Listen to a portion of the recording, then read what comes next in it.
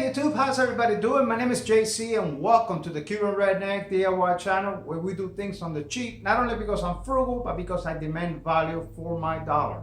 Thank you for stopping by. Super special thanks to all the new subscribers. If you haven't already done so, man, help me out. Please click that little button.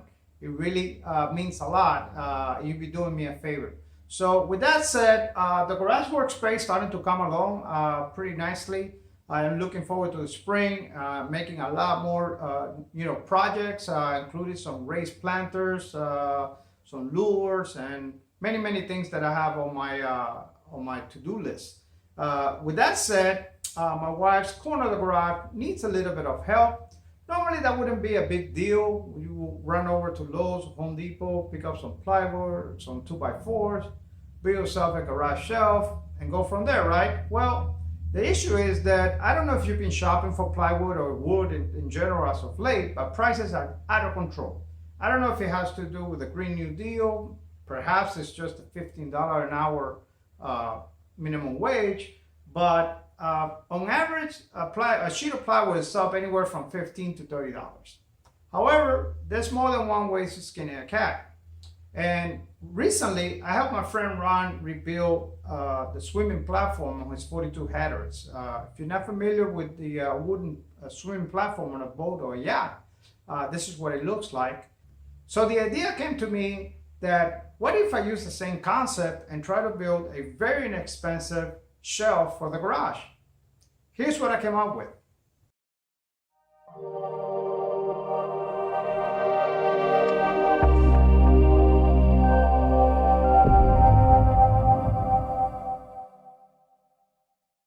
As I said before, $90 plywood sheets and $9 2x4s are out of the question.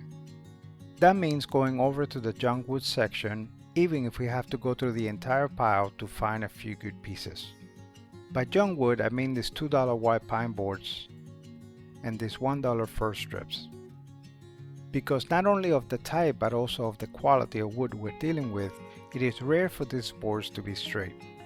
Normally the first thing that I do is to force them into shape, clamp them, and put 2 or 3 screws along the length. This allows me to achieve somewhat of a uniform cut. We can then proceed to cutting them to proper length, in my case with just a little bit over 7 feet.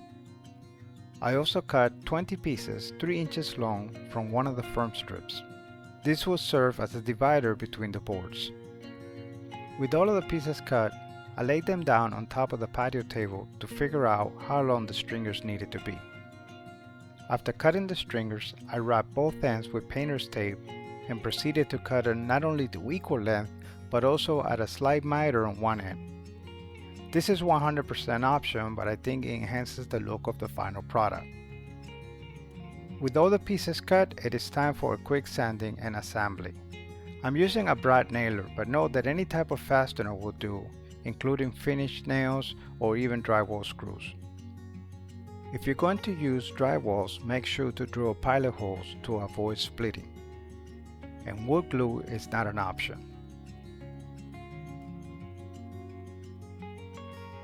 Assembling these garage door shelves is like putting together Legos. I use some pieces of scrap wood not only to keep the stringers up but also to properly space the edges, and then proceeded to put one board after the other board after the other board.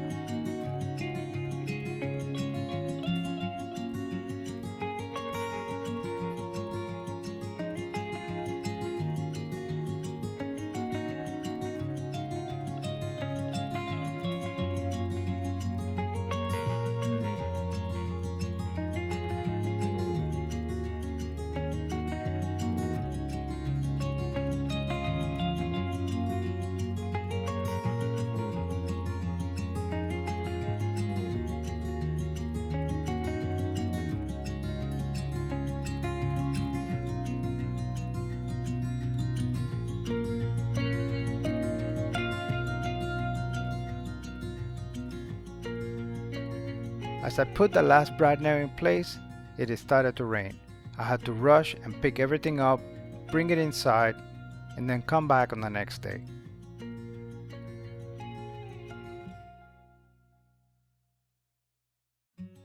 The following morning the rack was dry and ready for finish. I gave it a quick sanding followed by a heavy coat of clear. Note that you have to do this twice. That is because after the first coat, the wood is going to feel very rough. And that is a good thing. That means that the clear has penetrated the fibers. A light sanding with 220 grit will smooth everything out. And after the second coat, you'll be able to appreciate the sheen from the clear coat. While that dries, we can work on the upright and the supporting trusses. We'll start by tracing the profile of the stringers for one of the leftover scraps onto the uprights and carve it out with the jigsaw. I then rip the rest of the scraps to make the support beams.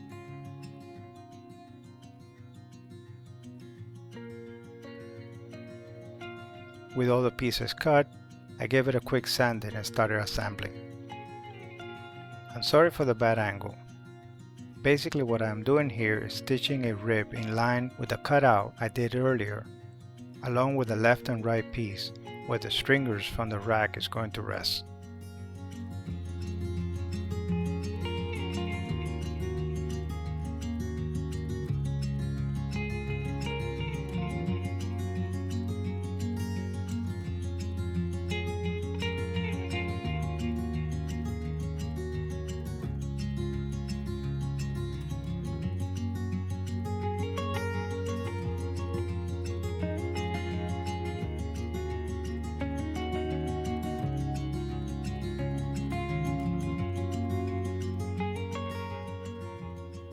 Alright, so it's the afternoon. Our brackets are dry and ready for installation.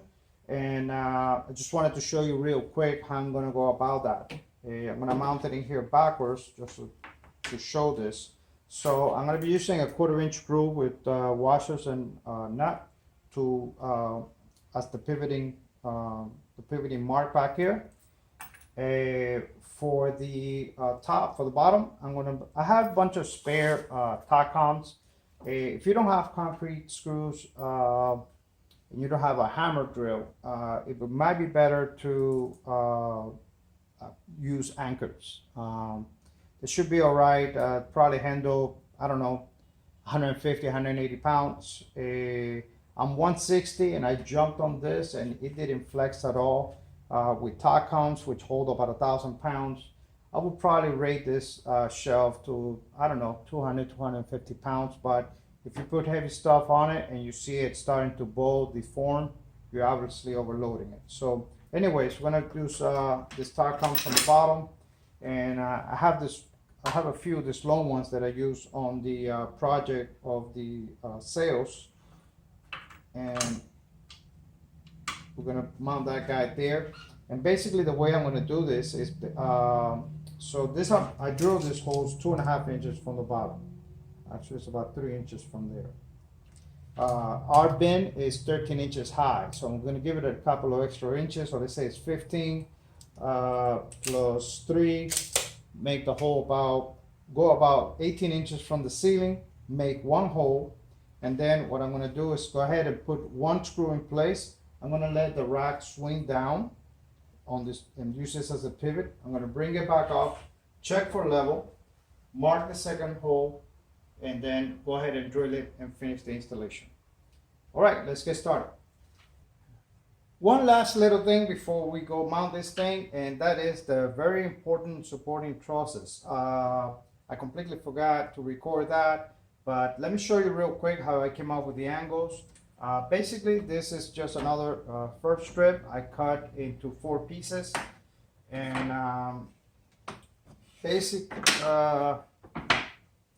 the way I got to there is I basically I measure from this board to here, okay, which is 20 inches, and I cut 4 pieces of 21 inches. After I had my pieces, I just brought them over and I figure out more or less at what angle I wanted them. I traced that angle, and I traced this angle with the upright at 90 degrees. and just took the Japanese saw and cut both. You're going to need a total of 4 pieces. You might be able to get around with just one this way. I don't want to play around with shortchange myself. That's why I'm putting 2 of them. So sorry about that. I completely forgot to record that piece. Let's go ahead and mount this thing.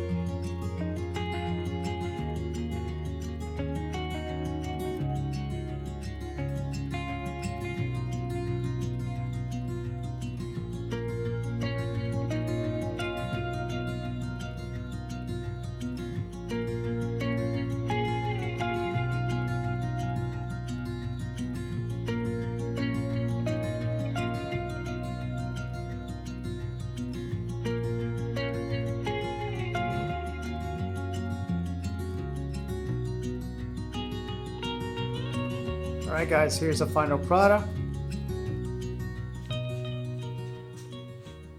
Right now, that's about 150 pounds of weight on it, and no bolting, nothing.